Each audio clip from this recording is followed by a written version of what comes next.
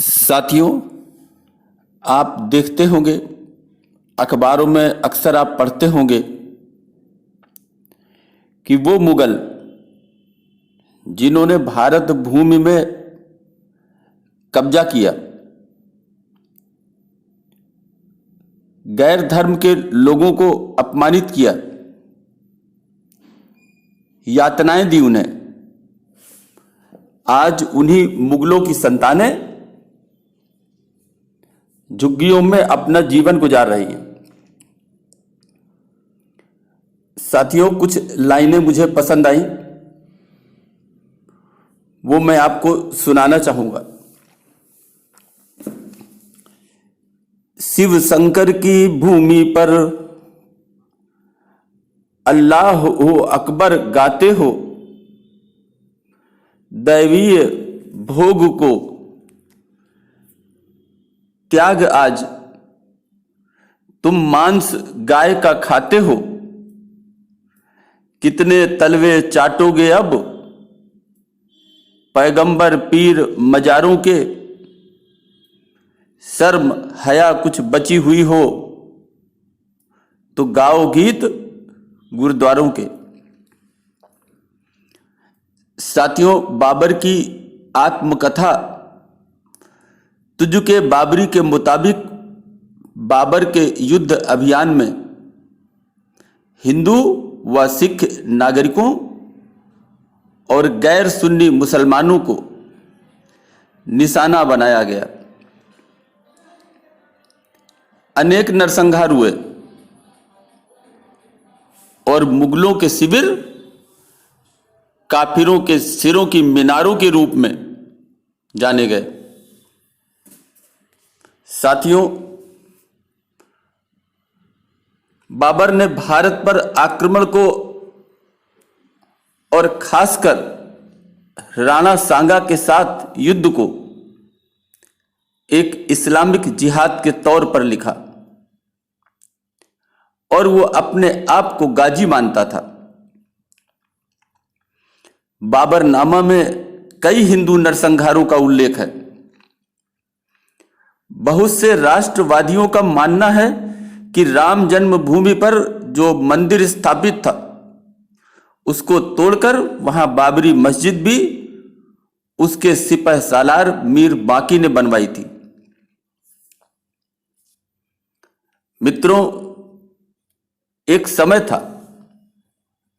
अकबर का राज्य, उसका कब्जा बढ़कर पूरे हिंदुस्तान में लगभग फैल चुका था। बाद के जो मुगल हुए वो शराब शबाब के ज्यादा मुरीद बन गए और जब इसी खानदान का औरंगजेब का समय आया तो उसने ठीक इसके विपरीत अपने धर्मांधता की नीति अपनाई। पहले गद्दी पाने के लिए अपने सगे भाइयों को मारा, फिर अपने बाप को जेल में डालकर प्यासा और भूखा मार डाला। घमंड मद में चूर औरंगजेब ने हिंदुओं पर बाबर से भी बढ़कर अत्याचार किए, जिससे उसी के जीवन में अपनी चरम सीमा तक पहुंचा मुगल साम्राज्य का पतन आरंभ हो गया। कहते हैं कि मुगल बादशाह शाहजहां का हरम सबसे अधिक बदनाम रहा, जिसके कारण दिल्ली का red light area GB road बसा। इतिहासकार वी स्मिथ ने लिखा है कि शाहजहां के हरम में 8000 रखैलें थीं, जो उसके पिता जहांगीर से विरासत में उसे मिली थी। उसने हरम की महिलाओं की भी व्यापक छांट की तथा जो बुजुर्ग महिलाएं थीं उनको निकालकर अन्य हिंदू परिवारों से सुंदर युवतियों को जबरदस्ती बलात् लाकर अपने हरम को बढ़ाता रहा। साथियों, अत्याचारी व्यक्ति जीवन में दुख का ही भागी बनता है। यही अटल सत्य है और सदा रहेगा। अंतिम मुगल सम्राट बहादुर शाह जफर के प्रत्यक्ष वंशजों में उनमें से एक सुल्ताना बेगम आज कोलकाता की एक झुग्गी में रहती है और 6,000 रुपए प्रति माह की पेंशन का लाभ उठाती रही हैं। सुल्ताना बेगम की शादी बहादुर शाह जफर के परपोते मिर्जा बेदार बख्त से हुई थी, जिनकी 1980 में कोलकाता में मृत्यु हो गई थी। साथियों, अंतिम मुगल सम्राट का जीवित पुत्र जवान बख्त था और उसके बाद का पुत्र जमशेद बख्त। जमशेद बख्त के भी 2 बेटे हुए, मिर्जा सिकंदर और बेदार बख्त। साथियों, बाद में बेदार बख्त का सुल्ताना बेगम से निकाह हुआ था।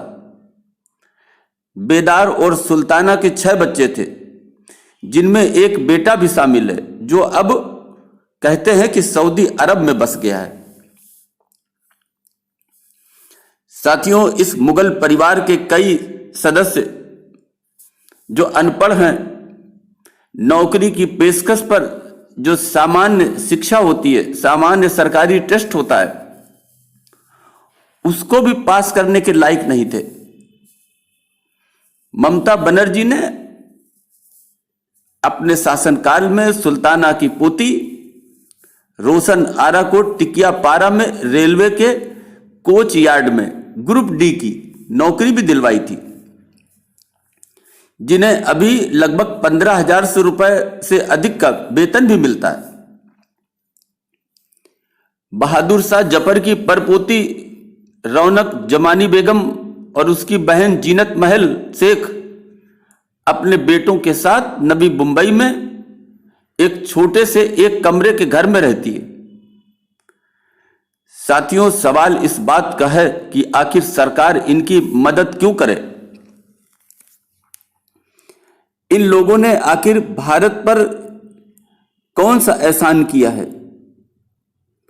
अगर आप मध्यकालीन मुगलों को देखें तो उन्होंने भारत में जिन इमारतों का निर्माण किया तो वो सिर्फ अपने रहने के लिए किया था, अपने मकबरों के लिए किया था, वो भी भारत के संसाधनों को लूटकर तथा हिंदुओं के खून से। उन्हें तो अभी शुक्रगुजार होना चाहिए कि पेंशन मिल रही है। उन्हें तो इसका भी अधिकार नहीं है और इसका अधिकार मिलना भी नहीं चाहिए। आखिर कितने वर्षों तक भारत पर ये अत्याचार करने वाले, कब्जा करने वाले इन मुगल लुटेरों के वंशजों का बोझ भारत की जनता उठाती रहेगी। साथियों, कहते हैं जैसी करनी वैसी भरनी, और जैसा इनके पूर्वजों ने किया वही आज इन्हें भरना पड़ रहा है। फिर से उन्हीं लाइनों को मैं दोहराता हूं और अपनी बात समाप्त करता हूं। शिव शंकर की भूमि पर अल्लाह अकबर गाते हो, दैवीय भोग को त्याग आज तुम मांस गाय का खाते हो। कितने तलवे चाटोगे अब पैगंबर पीर मजारों के, शर्म हया कुछ बची हुई हो, गाओ गीत गुरुद्वारों के। जय हिंद, जय भारत।